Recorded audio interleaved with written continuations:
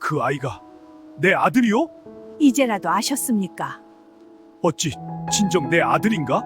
네, 부인께서 숨기셨죠. 장원급제 잔치가 한창이던 그날 상골 마을 사람들은 두 번 놀랐습니다. 처음에는 다 쓰러져가는 초가집에서 장원이 났다는 소식에 놀랐고, 두 번째는 조정의 최고 대신인 영의정이 그 누추한 집 앞까지 친히 찾아왔다는 사실에 놀랐지요. 그런데 참으로 이상한 일은 그 다음에 벌어졌습니다. 천하를 호령하던 그 영의정이 잔치상 앞에 선 늙은 여인 하나를 보자마자 손에 들고 있던 술병을 떨어뜨리고 마침내 그 자리에서 무릎을 꿇고 말았던 것입니다. 비단 관복이 흙바닥에 닿는 것도 아랑곳하지 않은 채 그는 마치 잃어버린 세월을 붙잡으려는 사람처럼 그 여인의 발 앞에서 떨고 있었습니다. 대체 어찌된 사연이었을까요? 평생 남의 집 바느질과 빨래로 연명하며 살아온 상골 여인과 임금 곁에서 나라 일을 논하는 영의정 사이에 도대체 어떤 인연이 숨겨져 있었던 것일까요? 그리고 그 모든 비밀의 시작은 장원의 손에 끼워져 있던 작은 옷가락지 하나에서 비롯되었습니다. 빛이 바랜 초록빛 가락지.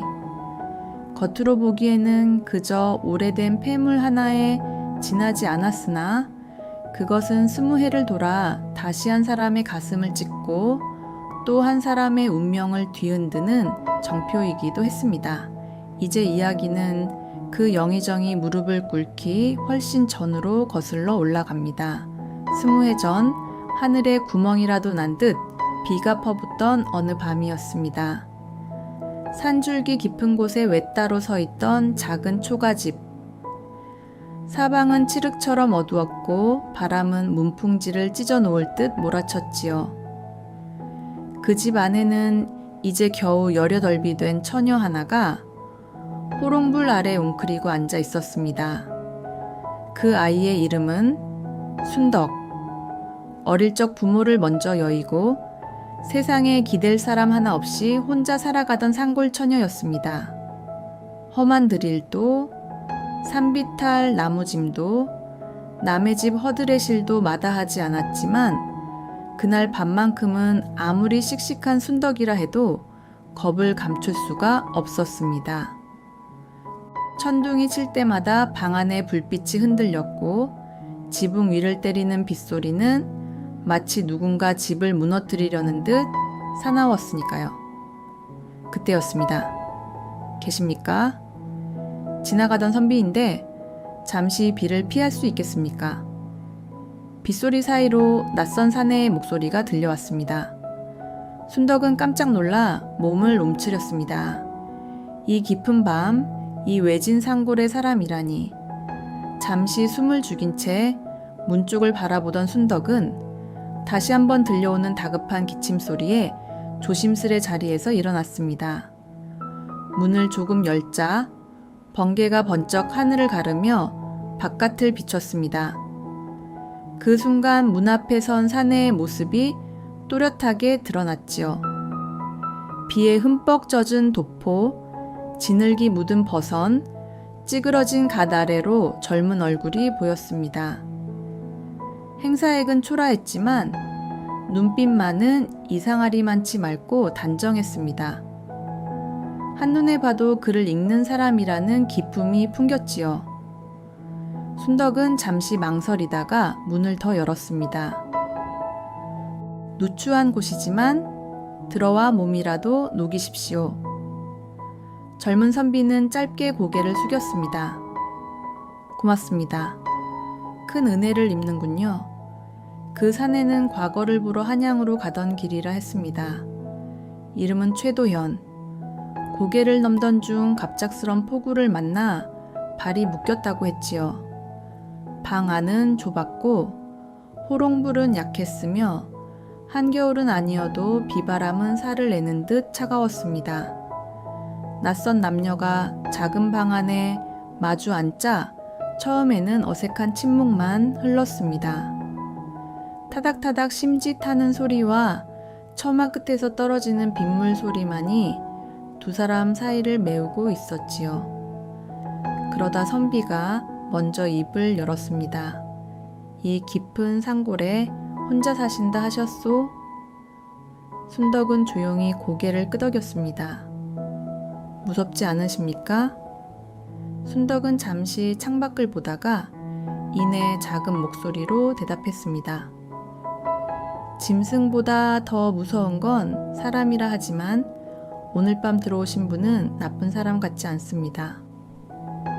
그 말에 젊은 선비의 입가에 옅은 웃음이 번졌습니다. 그 웃음은 이상하게도 순덕의 겁을 덜어주었습니다. 방 안을 가득 메우던 낯설음도 조금씩 풀려갔지요. 선비는 젖은 겉옷을 벗어 말리고 순덕은 묵혀두었던 따뜻한 물을 내어주었습니다. 그저 물 한 사발이었을 뿐인데 두 사람은 그것을 사이에 두고 오래도록 이야기를 나누게 되었습니다. 선비는 그를 좋아했고 세상을 넓게 보고 싶다 했습니다. 순덕은 글은 몰라도 사람의 마음은 오래 보고 싶다고 했지요. 참 묘한 밤이었습니다. 바깥에서는 비가 세상을 지워버릴 듯 쏟아지는데 작은 초가집 안에서는 처음 만난 두 사람이 오래전부터 서로를 알고 있었던 것처럼 이야기를 나누고 있었으니 말입니다. 그리고 그날 밤 순덕은 처음 알게 되었습니다. 가난한 초가집에도 어떤 사람 하나 들어오면 세상이 환해질 수 있다는 것을, 하지만 그 따뜻함이 오래 머물 리 없다는 것도 아마 순덕은 그때 어렴풋이 알고 있었는지도 모릅니다. 새벽이 오면 이 산에는 떠날 것이었습니다. 그리고 떠나는 사람의 약속이란 때로는 비보다 더 쉽게 흩어지기도 하니까요. 그런데도 순덕은 이상하게 그 밤이 끝나지 않기를 바랐습니다. 호롱불이 한번 크게 흔들렸고 선비의 시선이 조용히 순덕에게 머물렀습니다. 바깥에서는 다시 천둥이 울렸습니다. 그리고 바로 그 밤이 한 여인의 평생을 바꾸고 20해 뒤 장원급제 잔칫날까지 이어질 길고도 깊은 인연의 시작이 되고 말았습니다. 하지만 그 인연은 축복으로만 흘러가지 않았습니다. 다음 날 새벽, 그 젊은 선비는 순덕의 손에 초록빛 옷가락지 하나를 쥐어주며 반드시 돌아오겠노라 맹세합니다. 그러나 그 약속은 지켜지지 않았고 순덕의 품에는 곧 아이가 생겼으며 세상은 그녀에게 너무도 모질었습니다. 그리고 20해가 지난 뒤 그날 밤 사라졌던 사내는 영의정이 되어 다시 그녀 앞에 나타나게 되지요. 도대체 그동안 무슨 일이 있었던 것일까요? 이튿날 새벽 밤새 세상을 뒤흔들던 비는 거짓말처럼 그쳐 있었습니다. 처마 끝에서는 아직도 빗물이 뚝뚝 떨어졌고 산허리에는 옅은 안개가 걸려 있었지요. 젖은 흙냄새와 풀냄새가 뒤섞인 아침 공기 속에서 순덕은 잠시 지난 밤이 꿈이었나 싶었습니다. 하지만 좁은 방 안에는 아직도 낯선 사내의 온기가 남아 있었습니다.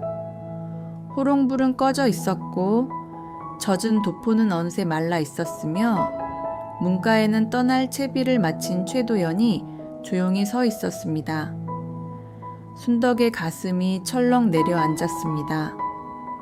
밤은 길었지만 헤어짐을 알리는 아침은 언제나 너무 빨리 오는 법이니까요. 최도연은 말없이 순덕을 바라보다가 천천히 그녀의 앞으로 다가왔습니다. 그리고 품속에서 작은 보자기 하나를 꺼내더니 정성스레 풀어 보였습니다. 그 안에는 초록빛이 맑게 감도는 옷가락지 하나가 들어 있었습니다. 산골 처녀인 순덕도 알 수 있었습니다. 그것이 흔한 물건이 아니라는 것을요. 빛은 곱고 단단했으며 오래 만져온 사람의 손때가 은은하게 배어 있었습니다. 이것은 내 어머니께서 남기신 유품이요? 최도연의 목소리는 낮았지만 단단했습니다. 내게는 목숨처럼 귀한 물건이요. 허나 오늘 이걸 낭자께 드리려 하오. 순덕은 놀라 두 손을 뒤로 물렸습니다. 아니 됩니다. 이리 귀한 것을 제가 어찌... 그러나 최도현은 그녀의 망설임을 가볍게 막아섰습니다. 그리고 순덕의 손을 펴 그 위에 가락지를 올려놓았습니다. 이번 과거에서 반드시 뜻을 이루고 돌아오겠소. 장원급제를 하든 아니하든 내가 다시 이곳으로 오겠다는 마음만은 거짓이 아니오. 그때까지 이걸 보고 나를 믿어주시오. 그 말은 짧았으나 순덕에게는 세상 그 무엇보다 크게 들렸습니다. 누군가 자신에게 돌아오겠다고 말한 것은 그날이 처음이었으니까요.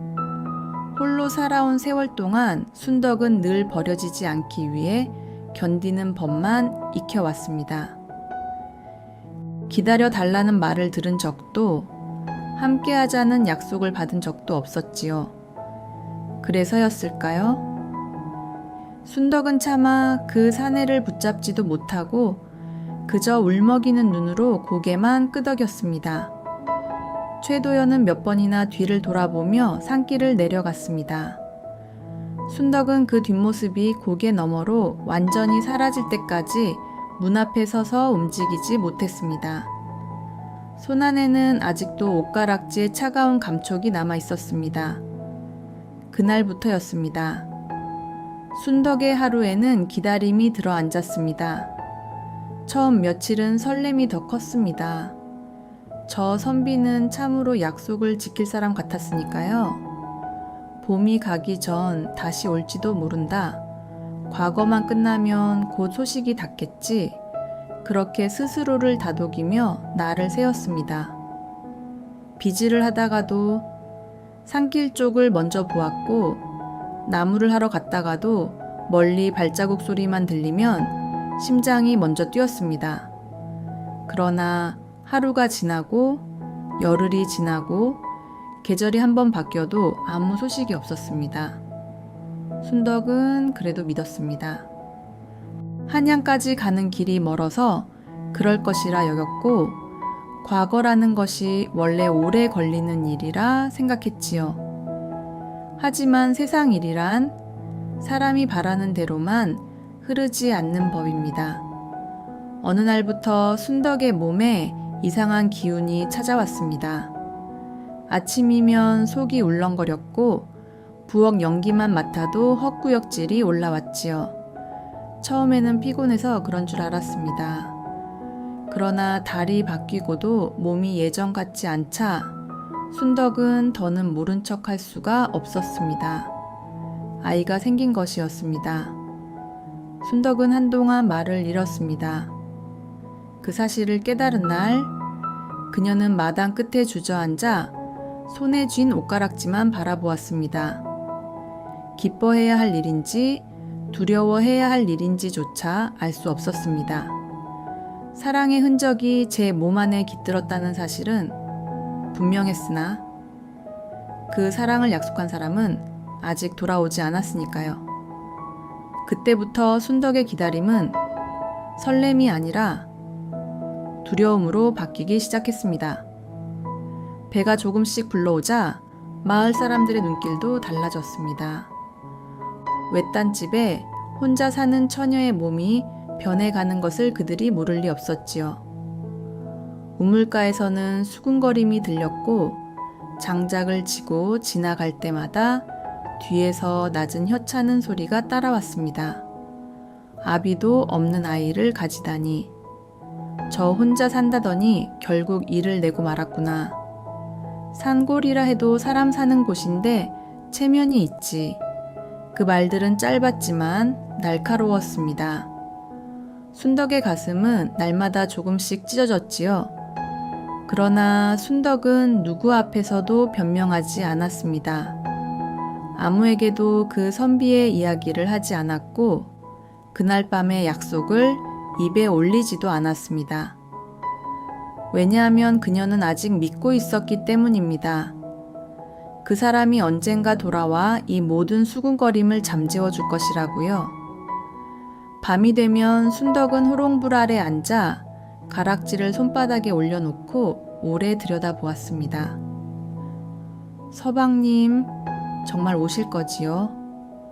대답은 없었습니다. 그저 작은 초가집 안에 불빛만 조용히 흔들릴 뿐이었지요. 그러는 사이 계절은 더 깊어졌고 순덕의 배도 눈에 띄게 불러왔습니다. 이제는 더는 숨길 수도 없었습니다. 그럼에도 순덕은 하루하루를 견뎠습니다.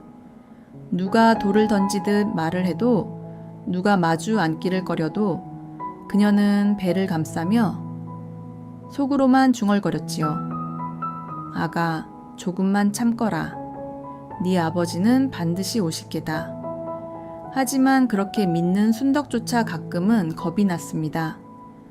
만약 그가 정말 돌아오지 않는다면, 만약 이 가락지 하나만 남긴 차에 자신을 잊어버린 것이라면, 그리고 마침내 눈보라가 몰아치는 깊은 겨울밤, 순덕은 아무도 없는 차가운 방 안에서 홀로 아이를 낳게 됩니다. 그 아이가 바로 훗날 장원을 하게 되는 정우였지요. 하지만 그날 밤 순덕은 아직 몰랐습니다. 자신이 낳은 그 아이의 손에 20해 뒤 아버지를 다시 불러올 옷가락지가 쥐어지게 되리라는 것을. 아이가 태어난 밤은 참으로 길었습니다. 눈은 사정없이 내렸고 바람은 초가집 벽을 쥐어듣듯 울부짖었지요. 산모 곁을 지켜줄 산파도 따뜻한 물 한 그릇 데워줄 이웃도 없었습니다.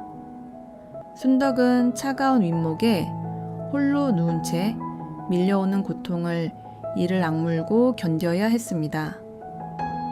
서방님? 정신이 아득해질 때마다 순덕의 입에서는 그 이름만 흘러나왔습니다. 오겠다고 했던 사람, 반드시 돌아오겠노라 약속했던 사람. 하지만 그 밤에도 그 다음 날에도 그 사람은 오지 않았지요. 긴 진통 끝에 새벽녘에야 아이 울음소리가 터졌습니다. 작고 붉은 얼굴, 힘겹게 세상에 나온 아이는 차가운 방 안을 울음으로 가득 채웠습니다. 그 울음 하나로 순덕은 끝내 버티고 말았지요. 아무도 축복해주지 않는 탄생이었습니다. 미역국 한 사발 끓여 줄 사람도 없었고 기쁜 얼굴로 아이를 안아줄 사람도 없었습니다. 순덕은 떨리는 손으로 아이를 품에 안고 하염없이 눈물을 흘렸습니다. 서럽고도 따뜻한 눈물이었습니다. 내 새끼, 내가 너만은 지켜, 주마. 그 한마디를 내뱉는 순간 순덕은 더 이상 지난밤의 어린 처녀가 아니었습니다. 세상에 홀로 맞서야 하는 어미가 되었지요. 아이의 이름은 천하게 지었습니다. 귀한 이름은 귀신이 시샘한다는 옛말 때문이었습니다. 겉으로는 개똥이라 불렀지만 순덕의 마음속에서는 늘 귀한 자식이었습니다. 세상 누구보다 반듯하게 키우고 싶은, 눈에 넣어도 아프지 않을 아들이었지요. 그러나 마음만으로 아이를 키울 수는 없었습니다. 순덕의 삶은 그날부터 더욱 고단해졌습니다. 낮에는 남의 집 빨래를 해주고 밤에는 호롱불 아래 바느질을 했습니다. 겨울이면 얼음장 같은 냇물에 손을 담갔고 여름이면 땀에 젖은 옷을 짜며 하루를 넘겼지요. 손마디는 금세 거칠어졌고 손등은 바늘에 찔린 자국으로 성할 날이 없었습니다. 그래도 아이가 젖을 먹고 잠든 얼굴을 보면 순덕은 다시 힘을 냈습니다. 세상이 자신에게는 매몰차도 아이에게만은 다정하기를 바랐으니까요. 하지만 세상은 아이에게도 그리 너그럽지 않았습니다. 개똥이가 조금 자라 밖을 돌아다닐 나이가 되자 마을 아이들은 슬슬 아버지 이야기를 꺼내기 시작했습니다. 처음엔 뜻도 모르고 웃어 넘기던 아이도 점점 자라면서 그 말에 무게를 알아갔지요. 너는 왜 아버지가 없냐? 너희 집은 왜 늘 어둡고 가난하냐? 내 어머니는 왜 늘 혼자냐? 정우는 집으로 돌아와 아무 말 없이 마루 끝에 앉아있곤 했습니다. 순덕은 그런 아들의 얼굴을 보면 가슴이 철렁했습니다. 아직 어린데도 아이는 벌써 세상의 냉기를 배우고 있었지요. 어느 날 저녁이었습니다. 개똥이가 조심스럽게 물었습니다. 어머니, 제 아버지는 어떤 분입니까? 순덕의 손이 잠시 멈췄습니다. 호롱불 아래서 꿰매던 옷감이 손끝에서 조용히 흔들렸지요. 그 물음은 언젠가 올 줄 알고 있었습니다. 하지만 막상 듣고 나니 무슨 말부터 해야 할지 입이 떨어지지 않았습니다. 순덕은 잠시 아들의 얼굴을 바라보았습니다. 눈매가 또렷한 것이 어릴 적 그 선비를 닮아 있었습니다. 그럴수록 더 가슴이 저렸지요. 네 아버지는 글 읽는 분이셨다. 정우는 눈을 반짝였습니다. 훌륭한 분이셨습니까? 순덕은 조용히 고개를 끄덕였습니다. 그래, 아주 반듯하고 약속을 가볍게 할 분은 아니셨다. 거기까지 말하고 나니 순덕은 더는 말을 잇지 못했습니다. 정우는 더 묻지 않았지만 순덕은 그날 밤 늦도록 잠을 이루지 못했습니다. 약속을 가볍게 할 분은 아니었다. 그 말은 곧 자신을 붙드는 말이기도 했습니다. 그 사람이 자신을 잊은 것이 아니라는 믿음, 어딘가에 사정이 있었을 것이라는 희미한 기대. 순덕은 그 믿음 하나로 수많은 밤을 견뎌왔지요.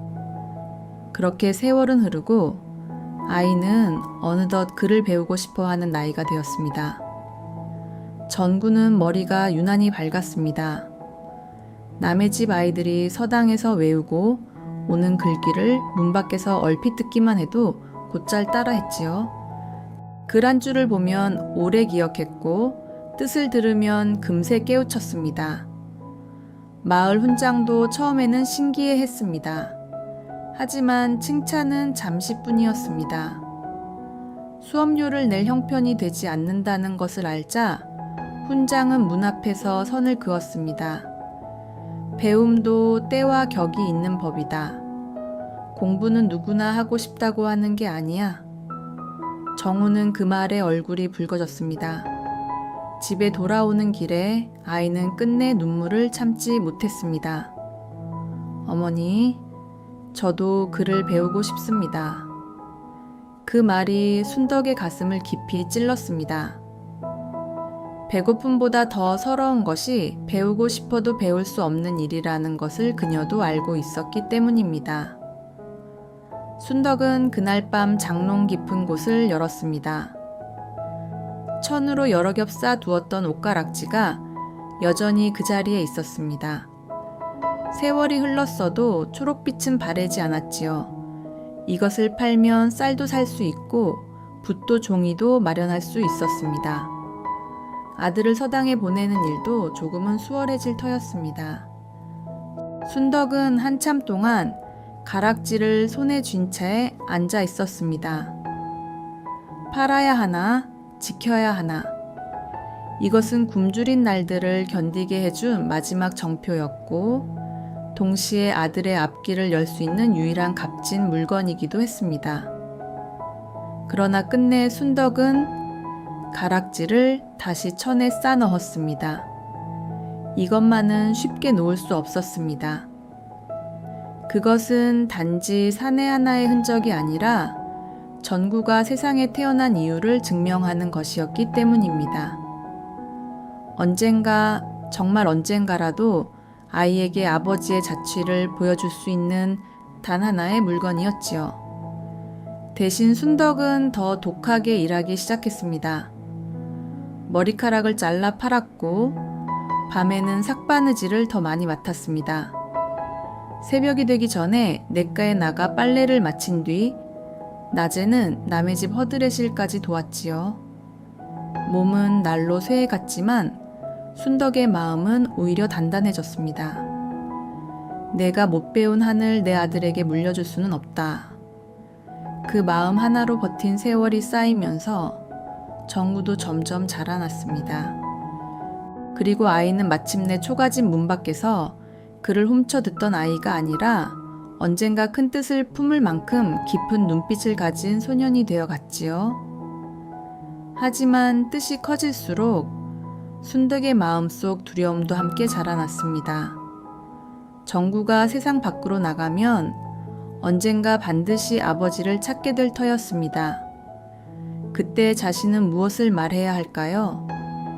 기다렸다고 해야 할지, 버려졌다고 해야 할지, 아니면 아직도 믿고 있다고 해야 할지. 그리고 바로 그 무렵 한양에서 과거 시험을 연다는 방이 마을에 붙게 됩니다. 정우의 인생도 순덕이 감춰온 지난 세월도 그 소식과 함께 다시 흔들리기 시작하지요. 과거를 알리는 방이 붙던 날, 정우는 한참 동안 그 종이 앞을 떠나지 못했습니다. 한양. 글 읽는 이라면 누구나 한 번쯤 꿈꾸는 곳, 이름 없는 산골에서 태어난 아이에게는 너무도 멀고 높은 세상처럼 느껴지던 곳이었지요. 하지만 정우의 눈빛은 흔들리지 않았습니다. 오히려 처음으로 자신이 가야 할 길을 분명히 본 사람처럼 고요하고 단단했습니다. 집으로 돌아온 정구는 마루 끝에 앉아있던 순덕 앞에 조용히 무릎을 꿇었습니다. 어머니, 저 한양에 가보겠습니다. 순덕은 이미 그 말을 들을 줄 알고 있었습니다. 아들이 서당 문 밖에서 그를 훔쳐 듣던 날부터 밤마다 달아빠진 붓끝으로 종이 없는 허공에 글씨를 쓰던 날부터 언젠가는 이 아이가 더 큰 세상으로 향하리라는 것을 마음 한구석에서 알고 있었지요. 그래서인지 놀라지는 않았습니다. 다만 그 순간 가슴속 깊은 곳이 서늘하게 비어가는 것만 같았습니다. 길이 멀다. 순덕은 그 말만 겨우 꺼냈습니다. 알고 있습니다. 세상은 글만 잘한다고 다 품어주지 않는다. 정우는 잠시 고개를 숙였다가 다시 또렷하게 대답했습니다. 그래도 가보겠습니다. 어머니 고생을 여기서 끝내고 싶습니다. 저도 이제는 제 운명을 한번 붙잡아 보고 싶습니다. 그 말을 듣는 순간 순덕은 더 이상 말릴 수 없다는 것을 알았습니다.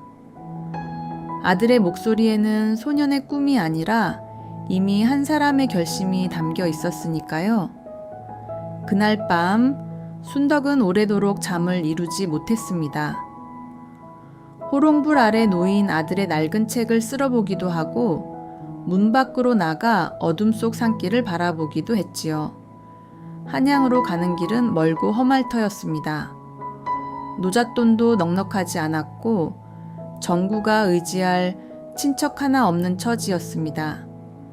더구나 과거라는 것은 아무리 재주가 있어도 운과 때가 따라주지 않으면 뜻을 이루기 어려운 자리였지요. 하지만 순덕이 가장 두려워한 것은 길의 험함도 시험의 어려움도 아니었습니다. 혹시라도 한양에서 정구가 제 아버지의 흔적을 만나게 될까 두려웠습니다. 그리고 그때가 되면 20해를 감춰 온 진실이 마침내 세상 밖으로 나와 버릴지도 몰랐지요. 며칠 뒤 순덕은 장롱 깊은 곳을 다시 열었습니다.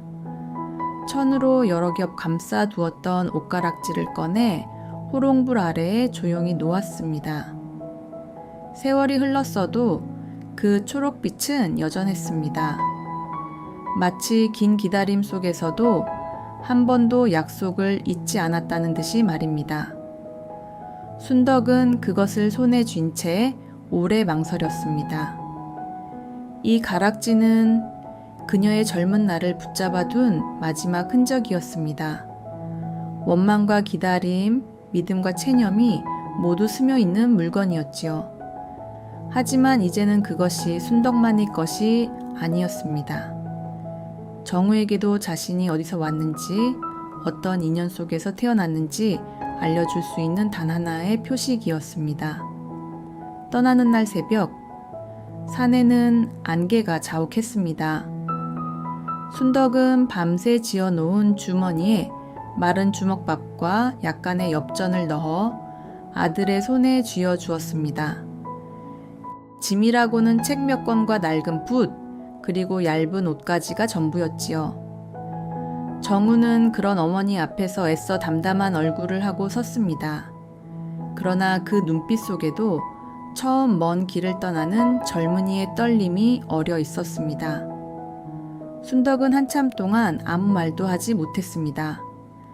그러다 마침내 품에서 옷가락지를 꺼내 아들의 손바닥 위에 올려놓았습니다. 정우는 깜짝 놀라 어머니를 올려다 보았습니다. 어머니, 이건... 순덕은 잠시 눈을 감았다가 천천히 말을 이었습니다. 이것은 네 아버지가 남기신 정표다. 정우의 얼굴이 굳었습니다.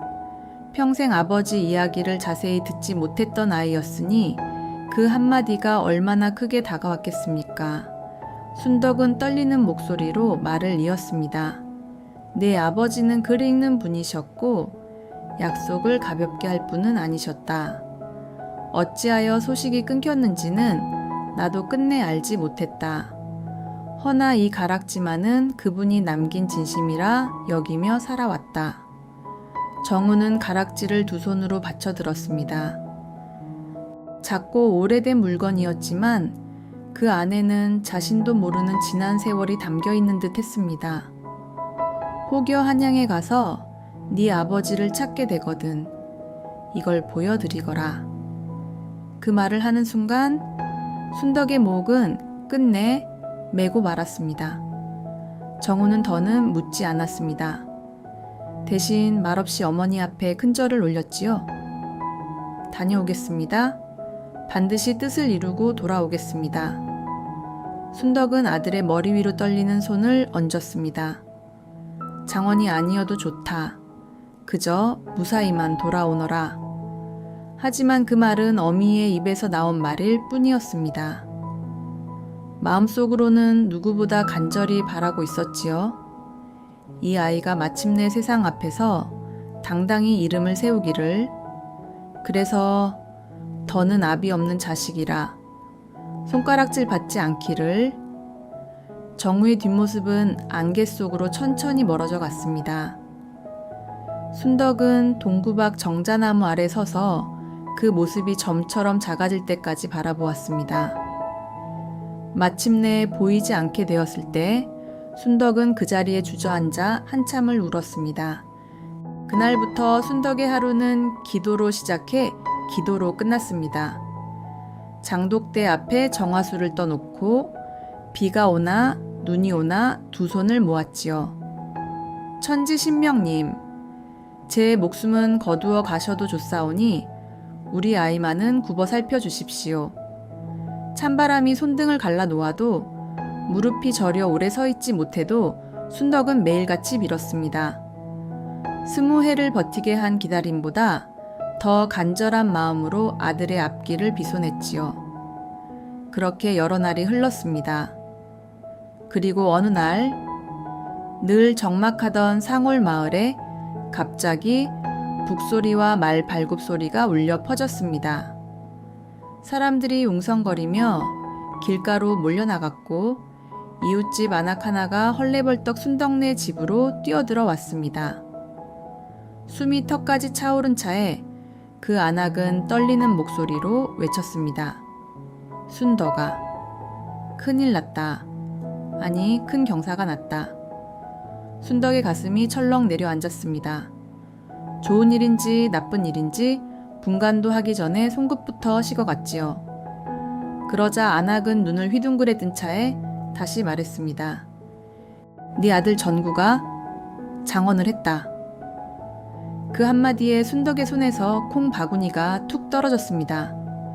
꿈인가 싶었습니다. 너무 오래 가난했고 너무 오래 참아왔기에 이런 소식은 오히려 믿기 어려웠지요. 그러나 멀리서 점점 가까워지는 풍악 소리와 마을을 뒤흔드는 함성이 그 소식이 거짓이 아님을 알려주고 있었습니다. 그리고 잠시 뒤 붉은 어사화를 꽂은 젊은 장원이 말을 타고 순덕의 초가집 앞에 모습을 드러냅니다. 바로 그토록 애타게 키워낸 아들 정우였습니다. 정구가 말을 타고 마을 어귀에 들어서던 순간 상홀은 그야말로 뒤집어졌습니다. 누구는 장원이 탄 말만 보아도 황송하다 했고 누구는 정우의 붉은 옷자락을 보며 정말 개천에서 용이 났다며 혀를 내둘렀지요. 어제까지만 해도 순덕네 초가집 앞을 지나며 못 본 척 고개를 돌리던 사람들까지 이날만큼은 모두 웃는 얼굴로 몰려들었습니다. 정우는 그런 사람들 사이를 지나 곧장 어머니 앞으로 왔습니다. 말에서 내리자마자 그는 흙마당에 큰절을 올렸습니다. 어사화가 살짝 기울고 붉은 관복 자락에 흙먼지가 묻었지만 정우는 조금도 개의치 않았지요. 어머니, 소자 돌아왔습니다. 그 한마디에 순덕은 다리에 힘이 풀려 주저앉을 뻔했습니다. 꿈속에서도 수없이 그리던 순간이었으나 정말로 눈앞에 닥치고 나니 기쁨이 너무 커 오히려 겁이 날 지경이었지요. 순덕은 떨리는 손으로 아들의 얼굴을 어루만졌습니다. 어릴 적 전 냄새 나던 아이는 온데간데 없고 이제는 어엿한 젊은 선비가 되어 있었습니다. 반듯한 이마와 또렷한 눈매, 굽힘 없는 자세까지 누가 보아도 크게 될 상이었지요. 장하다. 정말 장하다. 내 아들아. 순덕의 눈에서는 눈물이 쉴 새 없이 흘러내렸습니다. 정우는 그런 어머니를 가만히 붙들고 조용히 웃었습니다. 이 모두 어머니 덕입니다. 그 말을 듣자 마당에 모인 사람들도 저마다 눈시울을 훔쳤습니다. 하지만 그 눈물 속에는 감동만 있는 것이 아니었습니다. 부끄러움도 있었지요. 오랜 세월 순덕을 손가락질하던 이들이었습니다. 압이 없는 아이를 낳았다며 수군거렸고 정구가 그를 가까이 하려 할 때도 가난한 집, 자식이 무슨 과거냐며 비웃던 사람들이었지요. 그런데 이제 정구가 장원이 되자 모두가 앞다투어 순덕에게 말을 걸었습니다. 아이고, 순덕아니 이제는 정경부인 되실 분이시네. 내 진작부터 저 아이가 남다른 줄 알았지. 고생 끝에 낙이 오는구먼. 말은 번지르르 했지만 순덕은 그 말들의 속살을 다 알고 있었습니다. 그럼에도 그날만큼은 차마 미움을 붙들고 있을 수가 없었습니다. 20해 가까이 쌓인 서러움이 아들의 한 번 절로 조금씩 녹아내리는 듯 했기 때문입니다. 초가집 마당에는 이내 잔치상이 벌어졌습니다. 넉넉한 살림은 아니었지만 마을 사람들이 저마다 쌀을 한 줌 보태고 나물이며 술이며 들고와 상을 채워주었지요. 장원이 난 집에 빈상을 둘 수는 없다며 모두 한마음이 된 것입니다. 풍악 소리가 울리고 사람들은 덩실덩실 어깨를 들썩였습니다. 순덕은 정신이 아찔할 만큼 분주했지만 마음 한구석은 자꾸만 이상하게 불안했습니다. 기쁜 날인데도 가슴 밑바닥이 자꾸 서늘해졌지요. 아들이 장원이 되어 돌아왔다는 것만으로도 충분히 큰 경사였습니다. 그런데 어찌하여 마음은 무언가 더 큰 일이 닥쳐올 것처럼 가라앉는 것일까요? 정우는 잔치가 무르익을수록 점점 더 자주 어머니를 바라보았습니다. 마치 하고 싶은 말이 있는 사람처럼 보였지요. 마침내 사람들이 술기운에 들떠갈 무렵 정구가 순덕 곁으로 조용히 다가왔습니다. 어머니, 왜 그러느냐? 정우는 잠시 주변을 살피더니 낮은 목소리로 말했습니다. 한양에서 이상한 일이 있었습니다. 순덕의 심장이 덜컥 내려앉았습니다. 정구는 말을 이었습니다. 과거 급제자들을 불러 연회가 열렸을 때였습니다. 조정 대신들께서 차례로 장원을 치하해 주셨는데 그중 한 분이 제 손에 낀 가락지를 유난히 오래 보셨습니다. 순덕의 손끝이 싸늘해졌습니다. 가락지를? 예. 잠깐이었지만 그분 표정이 몹시 달라졌습니다. 무언가를 알아본 사람처럼 놀라셨지요. 허나 그 자리에서는 아무 말씀도 하지 않으셨습니다. 순덕은 마른 침을 삼켰습니다. 그분이 누구셨느냐? 정우는 대답하기 전 잠시 숨을 골랐습니다. 이번 과거를 주관하신 영의정 대감이셨습니다. 그 순간 순덕은 눈앞이 잠시 흐려지는 것을 느꼈습니다. 영의정, 조정의 가장 높은 자리. 평생 초가집 문턱을 넘지 못한 순덕에게는 하늘 위 사람처럼 먼 존재였습니다. 그런 분이 어찌하여 정우의 손에 낀 낡은 가락지 하나에 놀란다는 말입니까? 순덕은 애써 담담한 얼굴을 지었습니다. 네가 잘못 본 것 아니겠느냐? 그러나 전구는 고개를 저었습니다. 저도 처음엔 그렇게 생각했습니다. 그런데 오늘 아침 관에서 사람이 왔습니다. 영의정 대감께서 친히 이곳에 내려와 장원과 그 어머니를 보고 싶다 하셨습니다. 순덕은 하마터면 들고 있던 국자를 떨어뜨릴 뻔했습니다. 무어라? 저도 이유는 알지 못합니다. 허나 분명히 저와 어머니를 꼭 보고 싶다 하셨습니다. 그 말은 잔칫집의 소란 속으로 금세 퍼져나갔습니다. 사람들은 또 한 번 입을 다물지 못했습니다. 영의정 대감이 이 상골까지? 장원이 아무리 귀해도 그렇지 이런 일이 다 있나? 이건 마을의 큰 영광이로구나. 모두가 떠들썩하게 기뻐했지만 순덕만은 웃지 못했습니다. 가슴속 깊은 곳에서 잊고 있던 두려움 하나가 아주 천천히 고개를 들고 있었기 때문입니다. 그날 밤 잔치가 잠시 잦아든 틈에 순덕은 부엌 구석에 혼자 앉았습니다. 손은 바쁘게 상을 보태고 있었지만 마음은 이미 스무해 전 비 내리던 밤으로 되돌아가 있었습니다. 초록빛 옷가락지, 그것을 건네며 반드시 돌아오겠노라 하던 젊은 선비, 그리고 끝내 오지 않았던 세월. 정말 혹시라도 그 선비와 영의정 사이에 무슨 인연이 있는 것일까요? 아니, 더 두려운 생각도 들었습니다. 혹시 그 선비가 이미 높은 자리에 올라 자신과의 지난 일을 잊고 살아온 것은 아닐까? 만약 그렇다면 정우의 손에 낀 가락지를 본 영의정은 그날 밤의 흔적을 알아본 것일지도 모릅니다. 순덕은 그 생각에 몸을 떨었습니다. 기다림이 길어지면 사람은 희망보다 원망에 더 익숙해지는 법입니다. 순덕도 다르지 않았습니다. 오지 못한 사정이 있었으리라 믿어온 세월도 있었지만 한편으로는 이미 버림받았다는 마음이 뼈처럼 굳어버린 지 오래였지요. 그런데 이제 와서 그 흔적이 다시 눈앞에 나타난다면 자신은 과연 어떤 얼굴로 그를 마주할 수 있을까요?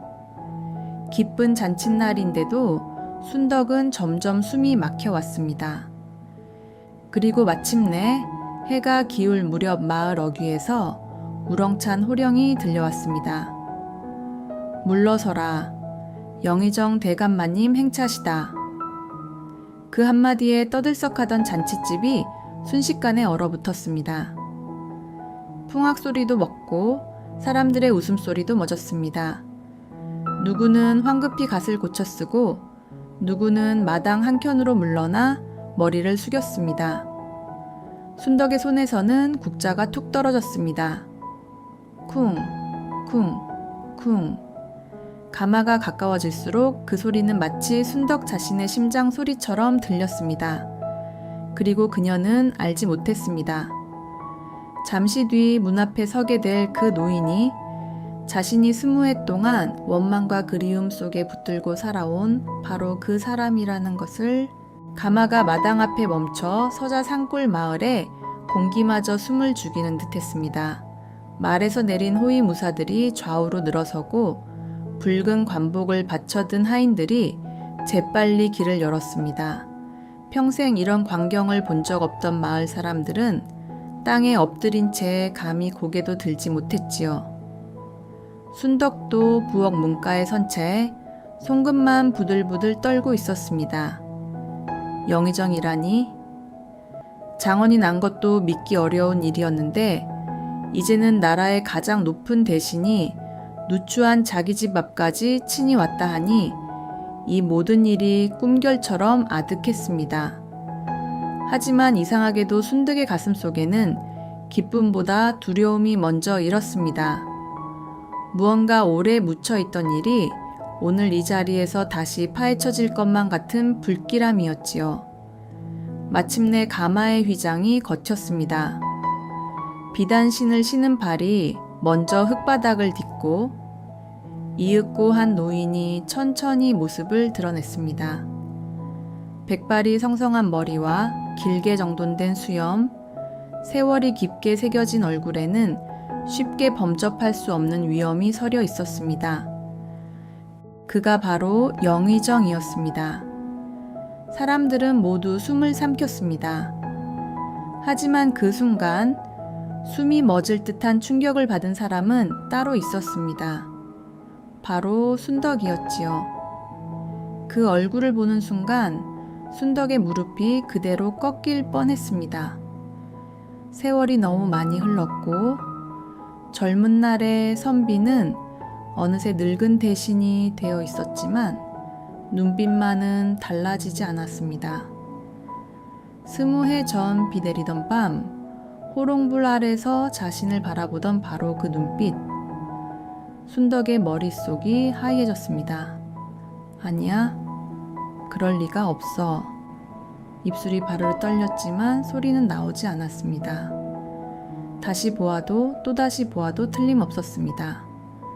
그날 밤 떠나며 옷가락지를 쥐어주고 반드시 돌아오겠다고 맹세하던 그 선비. 순덕이 평생 그리워하고 또 평생 원망했던 그 사내, 최도현.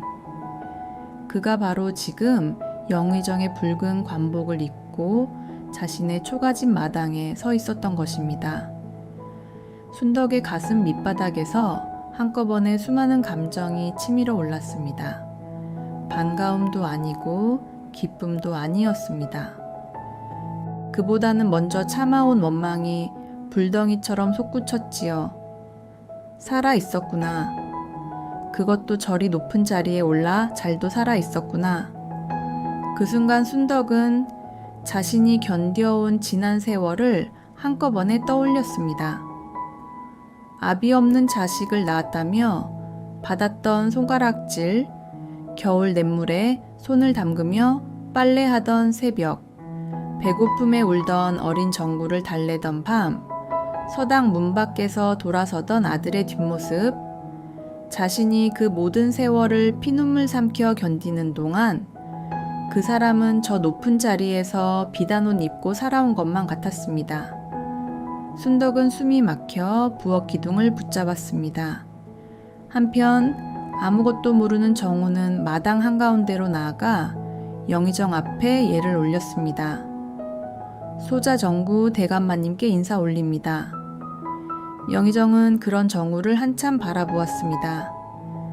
마치 처음 보는 젊은이가 아니라 오래 잃어버린 무엇인가를 더듬어 확인하는 사람처럼 눈길이 유난히 깊고 흔들렸지요. 그러더니 아주 낮은 목소리로 물었습니다. 장원을 키워낸 어머니는 어디 계시는가? 사람들의 시선이 일제히 순덕 쪽으로 향했습니다. 순덕은 순간 몸이 굳었습니다. 나가야 하는데 발이 떨어지지 않았습니다. 정구가 뒤를 돌아 어머니를 찾는 눈빛을 보내자 순덕은 더 숨을 곳도 없다는 것을 알았습니다. 이 꼴로 내가 저 사람 앞에 나간다고? 낡은 무명 치마, 손때 묻은 저고리, 세월이 고스란히 앉은 거친 손. 순덕은 문득 자신의 초라한 모습이 너무도 서러웠습니다. 한때는 그 사람도 자신의 젊은 얼굴을 보며 웃어주었는데 이제는 이런 꼴로 마주 서야 한다니 가슴이 미어졌지요. 순덕은 가까스로 발을 떼어 마당으로 걸어 나왔습니다. 고개는 끝내 들지 못한 채 땅만 바라보았습니다. 사람들 앞에서 떨리는 얼굴을 보이고 싶지 않았고 무엇보다도 저 사람의 얼굴을 똑바로 볼 자신이 없었습니다. 정적이 무겁게 깔렸습니다. 영의정은 순덕이 다가오자 이상하리만 치마를 잊지 못했습니다. 마치 평생 단련된 위험이 그 순간만큼은 아무 쓸모가 없어진 듯 했지요. 잠시 후 그는 겨우 입을 열었습니다. 이분이 장원의 모친이신가? 정구가 조용히 답했습니다. 예, 대감마님, 제 어머니이십니다.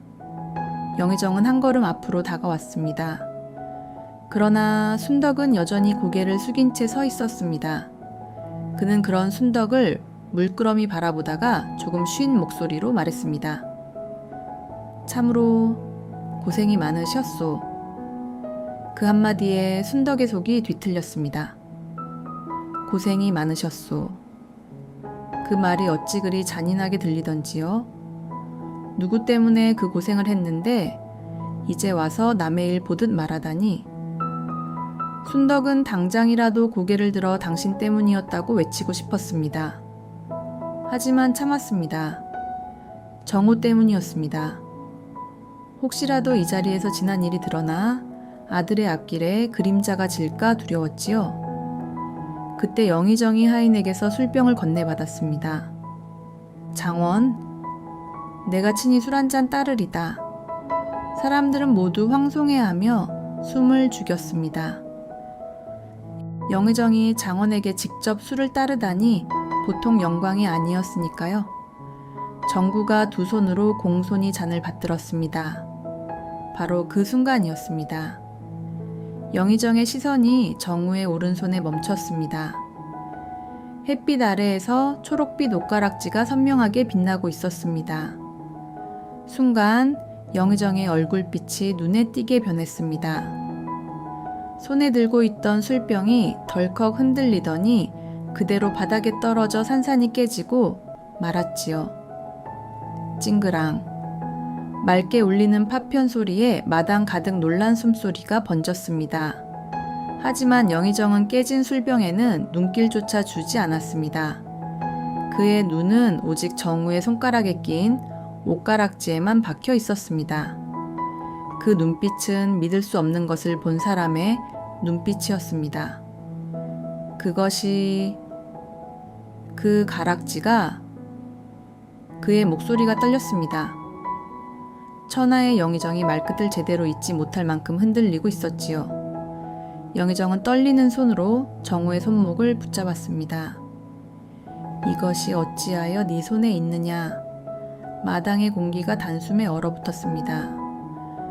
정우는 놀랐지만 차분히 대답했습니다. 제 어머니께서 주신 것입니다. 제 아버지가 남기신 정표라 하셨습니다. 그 말이 떨어지는 순간 영의정의 눈동자가 크게 흔들렸습니다. 아버지가 남기신 정표. 그 짧은 말이 20해의 세월을 단숨에 갈라놓은 것이지요. 영의정의 손이 더욱 떨렸습니다. 그는 천천히, 아주 천천히 고개를 돌려 순덕을 바라보았습니다. 그리고 마침내 떨리는 목소리로 말했습니다. 부인, 고개를 들어보시오. 그 한마디에 순덕의 심장이 철렁 내려앉았습니다. 이제 너는 피할 수 없다는 것을 그녀도 알았습니다. 순덕은 떨리는 숨을 삼키고 아주 천천히 고개를 들었습니다. 세월이 깊게 패인 얼굴, 고단한 삶이 남긴 주름, 그러나 그 눈망울만은 20해 전 그 밤의 순덕 그대로였습니다. 두 사람의 눈이 마주쳤습니다. 그리고 그 순간 영의정의 얼굴에서 마침내 모든 위험이 무너져 내리기 시작했습니다. 순덕아, 영의정의 입에서 그 이름이 흘러나오는 순간 마당에 모인 사람들은 모두 얼어붙고 말았습니다. 그 한마디에는 놀라움도 있었고 믿기 어려운 기쁨도 있었으며 무엇보다도 20해를 헤매다 겨우 닿은 사람의 떨림이 서려 있었습니다. 순덕은 그 목소리를 듣자 끝내 참아온 눈물을 삼키지 못했습니다. 하지만 눈물이 난다고 해서 가슴속 응어리까지 곧장 풀리는 것은 아니었지요. 순덕의 입술이 떨렸습니다. 이제야 저를 알아보십니까? 그 말은 작았지만 마당을 뒤흔들기에는 충분했습니다.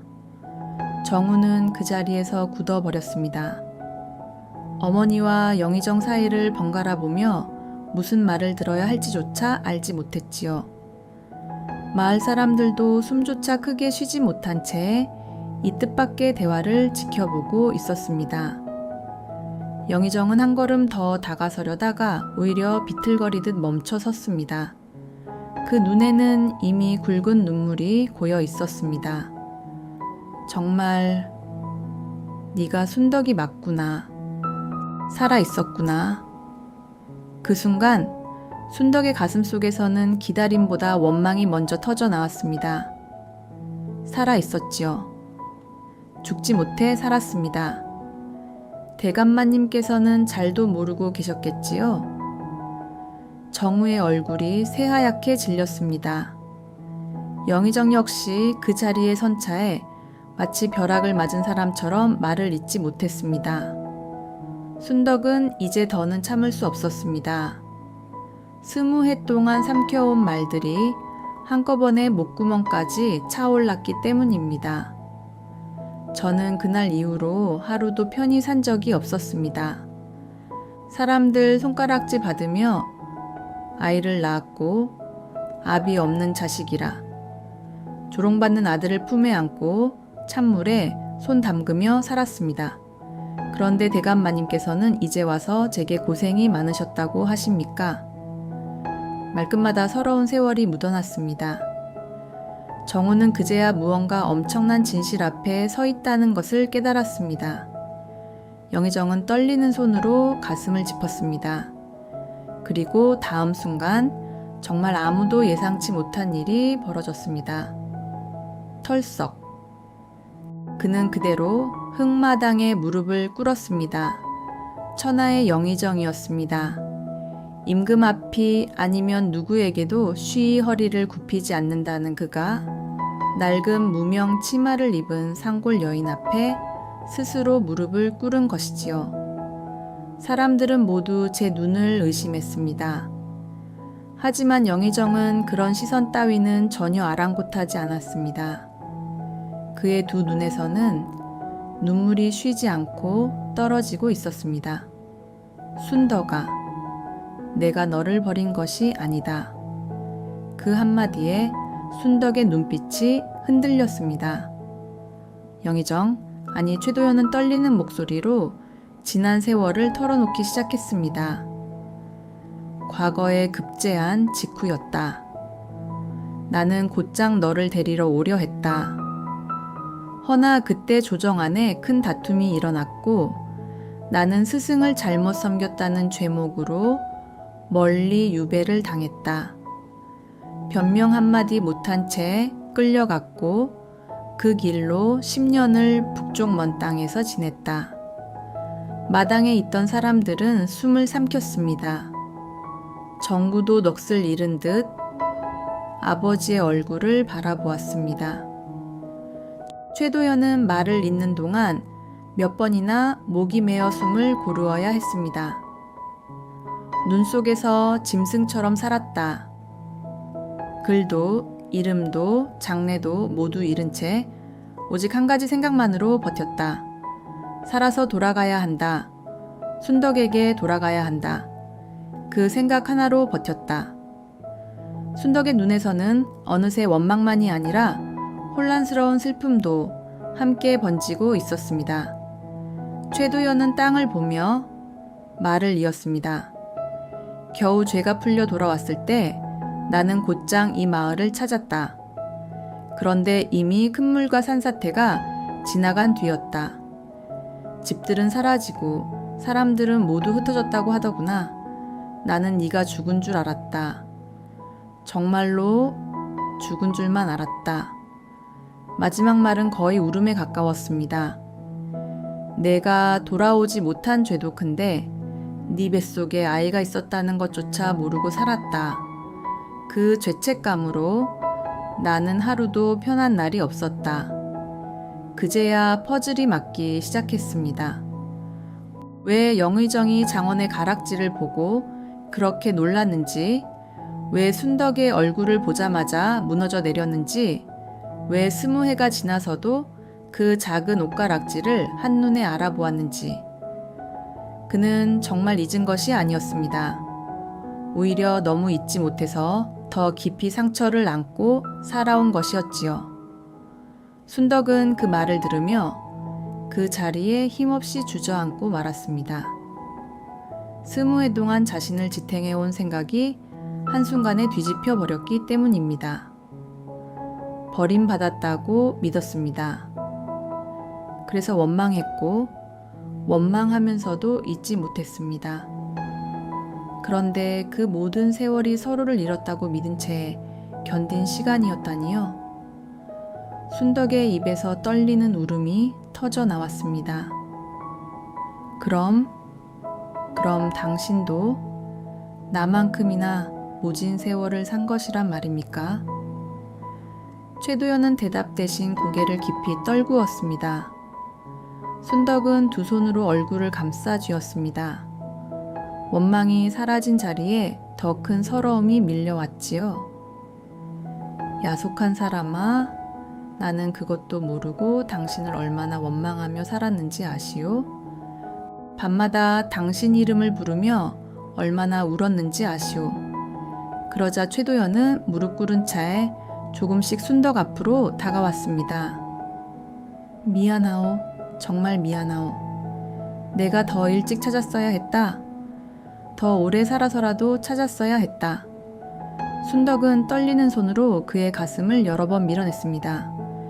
미워서이기도 했고 너무 그리워서이기도 했습니다.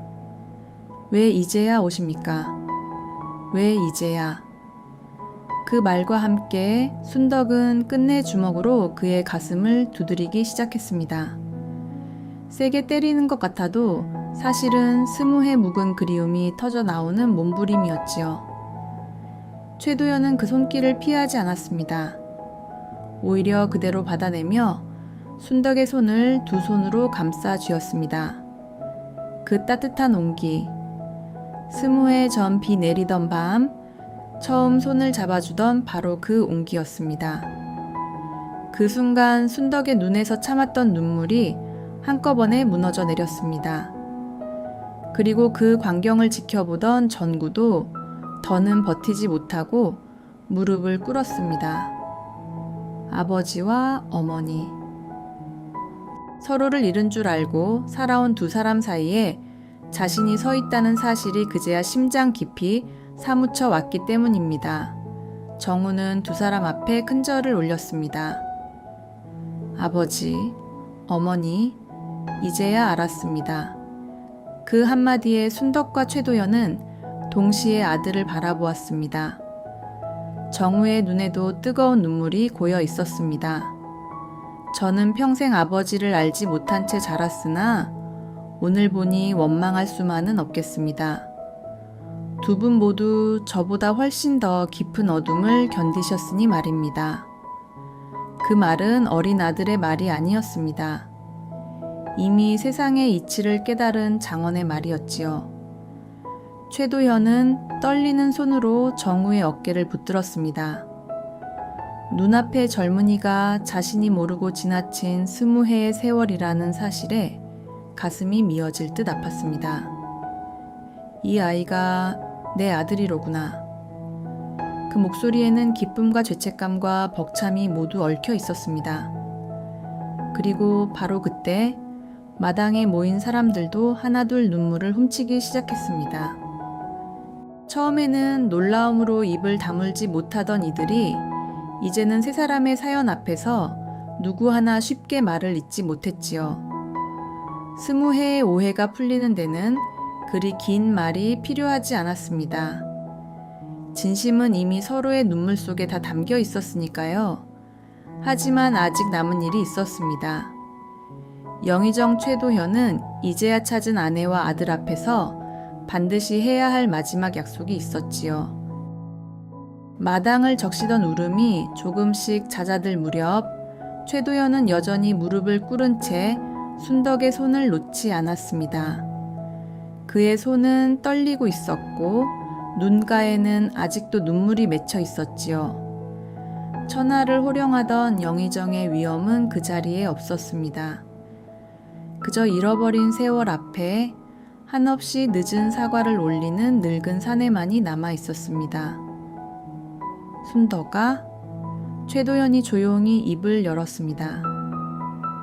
남은 생은 내가 반드시 갚으며 살겠다. 네가 견딘 세월을 다 돌려드릴 수는 없겠지만 이제부터라도 네 곁을 지키겠다. 우리 아들과 함께 다시는 헤어지지 않고 살겠다. 그 말은 높지도 길지도 않았습니다. 하지만 순덕에게는 그 어떤 화려한 맹세보다 더 깊게 스며들었습니다. 20회를 돌아 겨우 닿은 약속이었으니까요. 순덕은 한참 동안 말이 없었습니다. 그저 눈물로 젖은 얼굴로 최도현을 내려다보았지요. 원망은 한순간에 사라지지 않았습니다. 서러움도 놓쳐버린 세월의 아쉬움도 그대로 남아 있었습니다. 그러나 사람의 마음은 참 이상하지요. 정말 미운 사람이라면 이토록 오래 가슴에 품고 살 수도 없는 법입니다. 순덕은 이미 알고 있었습니다. 자신이 평생 놓지 못했던 것은 원망만이 아니라 끝내 꺼지지 않은 그리움이었다는 것을요. 순덕은 떨리는 손으로 최도현의 어깨를 조심스럽게 붙잡았습니다. 이제는 거짓말하지 마십시오. 최도현은 고개를 깊이 숙였습니다. 다시는 아니하겠다. 그제야 순덕의 눈에서 조금 다른 빛의 눈물이 흘러내렸습니다. 서러운 눈물이 아니라 길고 긴 밤 끝에 겨우 밝아오는 새벽 같은 눈물이었지요. 옆에 서 있던 정우는 그 모습을 지켜보다가 두 무릎을 가지런히 꿇고 다시 한번 부모 앞에 큰절을 올렸습니다. 아버지, 어머니, 이제는 두 분 다 제 곁에 계셔 주십시오. 저는 장원급제보다 오늘 이 순간이 더 귀합니다. 그 말에 순덕과 최도현은 동시에 아들을 바라보았습니다. 그 아이는 더 이상 압이 없는 자식이라 손가락질 받던 개똥이가 아니었습니다. 스스로 길을 열어 마침내 부모의 잃어버린 인연까지 이어준 장한 아들이었지요. 최도현은 떨리는 손으로 정우의 어깨를 붙들어 세웠습니다. 네가 내 아들이라니 이 늙은 애비가 어찌 이 큰 복을 감당하겠느냐. 정우는 조용히 웃으며 대답했습니다. 어머니의 인내가 저를 키웠고 아버지의 피가 제 안에 흘렀으니 이 또한 하늘의 뜻이었겠지요. 마당에 모인 사람들은 그 말을 듣고 저마다 고개를 끄덕였습니다. 누군가는 소매로 눈가를 훔쳤고 누군가는 순덕을 향해 미안한 눈길을 보냈지요. 예전처럼 함부로 수군거리는 사람은 이제 하나도 없었습니다. 사람들은 그제야 깨달았습니다. 가난한 초가집의 핀 복은 하루아침에 떨어진 것이 아니었다는 것을요. 순덕이 20회를 참고 견디며 지켜낸 사랑과 정구가 스스로 갈고 닦은 학문이 함께 만든 결실이었다는 것을 말입니다. 해가 저물 무렵 잔치는 다시 시작되었습니다. 하지만 조금 전의 흥겨움과는 달랐습니다. 이제 사람들은 장원이 난 것을 축하하는 것만이 아니라 긴 세월 헤어진 가족이 다시 하나가 된 일을 진심으로 축복하고 있었습니다. 풍악 소리가 다시 울리고 잔에는 새술이 채워졌습니다. 이번에는 최도연이 아니라 전구가 두 손으로 술잔을 올렸지요. 아버지, 어머니, 이 잔은 두 분의 지난 세월에 올립니다. 최도연은 그 말을 듣고 잔을 받는 손을 잠시 떨었습니다. 순덕도 눈시울이 붉어졌지요. 세 사람은 말없이 잔을 맞댔습니다. 그 작은 소리가 어쩐지 스무해에 하늘 조용히 풀어내는 소리처럼 들렸습니다. 이튿날 아침, 산골에는 유난히 맑은 햇살이 내려앉았습니다. 순덕은 마당 끝에 서서 정든 초가집을 오래 바라보았습니다. 비가 새던 지붕, 찬바람이 들던 문틈, 밤마다 호롱불을 밝혀 바느질하던 자리까지 모진 세월을 함께 견딘 집이라 막상 떠나려 하니 발길이 쉽사리 떨어지지 않았지요. 정구가 그런 어머니 곁으로 다가와 조용히 어깨를 감싸 안았습니다. 어머니, 이제는 편히 사셔야 합니다. 최도연도 몇 걸음 뒤에서 아무 말 없이 그 광경을 바라보다가 천천히 입을 열었습니다. 부인, 가십시다. 이제는 내가 모시겠소. 순덕은 잠시 눈을 감았습니다. 스무해 전에는 눈물로 고개마루를 바라보며 떠나는 뒷모습만 지켜보아야 했습니다. 그러나 오늘은 달랐지요. 이제는 홀로 남겨지는 사람이 아니라 함께 길을 나서는 사람이 되었습니다. 순덕은 마지막으로 초가집을 돌아본 뒤 조용히 고개를 끄덕였습니다. 그리하여 세 사람은 함께 산골을 떠났습니다. 마을 사람들은 동구 밖까지 나와 그들의 뒷모습을 배웅했습니다. 누군가는 부러워했고, 누군가는 미안해했으며, 누군가는 끝내 눈물을 훔쳤지요.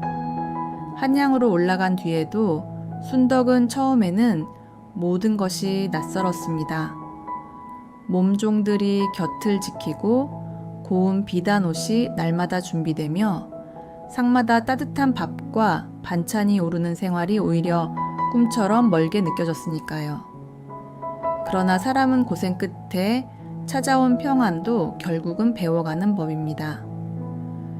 거칠던 손은 조금씩 부드러워졌고 늘 굳어있던 얼굴에도 차츰 웃음이 돌기 시작했습니다. 무엇보다 좋은 것은 밤마다 세 식구가 함께 둘러앉아 이야기를 나누는 시간이었습니다. 잃어버린 세월은 되돌릴 수 없었지만 남은 날들은 함께 채워갈 수 있었지요. 어느 보름달 밝은 밤, 정제에 나란히 앉은 순덕과 최도연 사이로 달빛이 조용히 내려앉았습니다. 최도연은 순덕의 손을 조심스럽게 잡으며 말했습니다. 부인, 그 작은 옷가락지 하나가 우리 셋을 다시 이어줄 줄은 정말 몰랐소. 순덕은 옅게 웃었습니다. 저도 몰랐습니다. 버리지 못해 품고 산 것이 이리 큰 길이 될 줄은요. 최도연은 그 손을 더 단단히 감쌌습니다. 당신이 지켜준 것이요. 사랑도 약속도 우리 아들도. 순덕은 대답 대신 조용히 그의 어깨에 기대었습니다. 그 모습은 마치 20해 전 비 내리던 밤에 끊긴 시간이 이제야 다시 이어지는 것만 같았습니다. 그리고 정우는 훗날 나라의 기둥이 되는 훌륭한 인재로 자라 부모의 이름을 더욱 빛냈다고 합니다. 여러분, 순덕의 삶을 가만히 들여다보면 사람의 인내가 얼마나 깊은 기적을 만드는지 알 수 있습니다. 기다림은 쓰디썼고 세월은 너무도 모질었습니다. 하지만 끝내 품위를 잃지 않은 마음, 끝내 자식을 놓지 않은 어미의 사랑, 끝내 약속의 흔적을 버리지 않은 정성이 마침내 한 집안의 운명을 다시 일으켜 세운 것이지요. 살다 보면 당장은 버림받은 것처럼 보이는 일이 있습니다. 끝내 돌아오지 않을 것 같은 약속도 있고 아무리 견뎌도 보답 없는 세월도 있지요. 그러나 사람의 진심은 때로 아주 늦게서야 제 자리를 찾아오기도 합니다. 그러니 오늘 힘든 시간을 지나고 계신 분이 있다면 순덕이 품에 넣어 두었던 그 옷가락지 하나를 떠올려 보십시오. 어둠이 길수록 새벽은 더 뚜렷하게 오는 법이니까요. 그리고 무엇보다 누구도 보지 않는 자리에서 묵묵히 견뎌낸 사랑은 언젠가 반드시 그 값을 한다는 것을 이 이야기가 조용히 말해주고 있습니다.